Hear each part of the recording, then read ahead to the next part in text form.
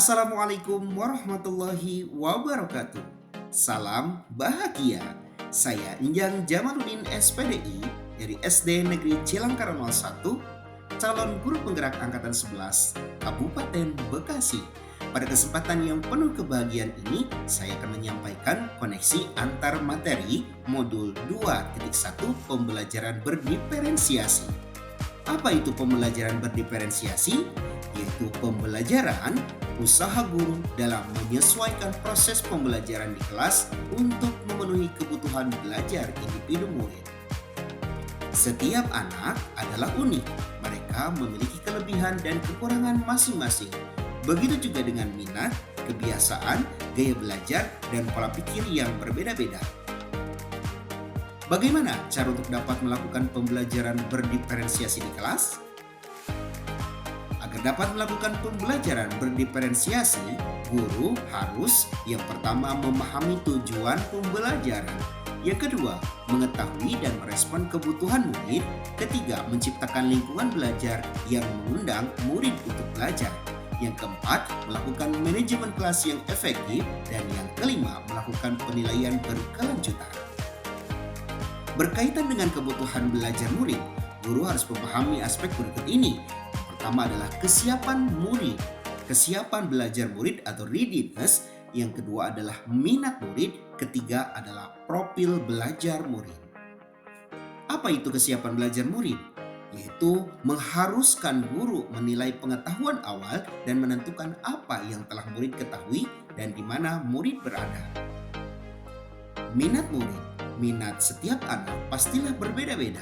Minat adalah salah satu motivator penting bagi murid untuk terlibat aktif dalam proses pembelajaran. Dan yang berikutnya adalah profil belajar murid. Apa saja?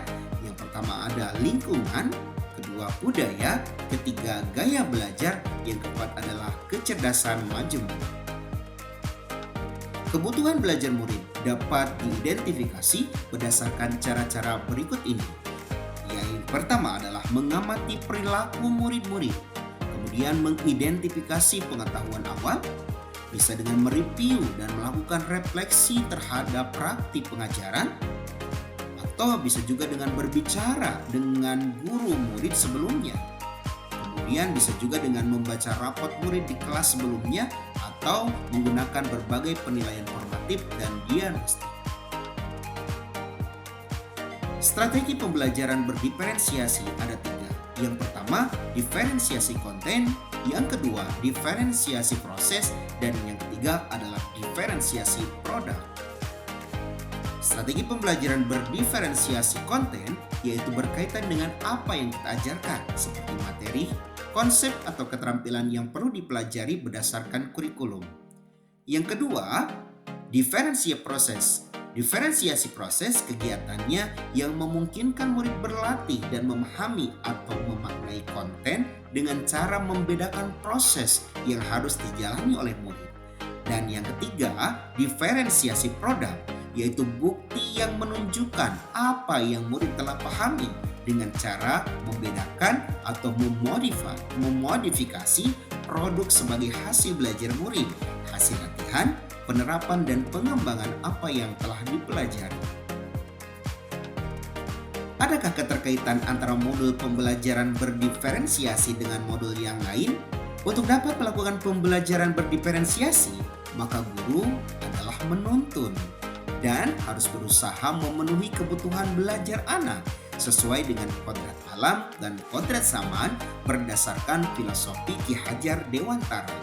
Saat melakukan pembelajaran berdiferensiasi, guru harus berpihak pada murid, mandiri, kolaboratif, reflektif, dan inovatif untuk menciptakan pembelajaran berdiferensiasi agar dapat memenuhi kebutuhan murid. Pembelajaran berdiferensiasi juga salah satu strategi dalam mewujudkan visi guru penggerak yang berpihak pada murid. Demikianlah pemaparan yang dapat saya sampaikan. Mohon maaf jika masih banyak sekali kekurangan. Salam bahagia. Terima kasih. Wassalamualaikum warahmatullahi wabarakatuh.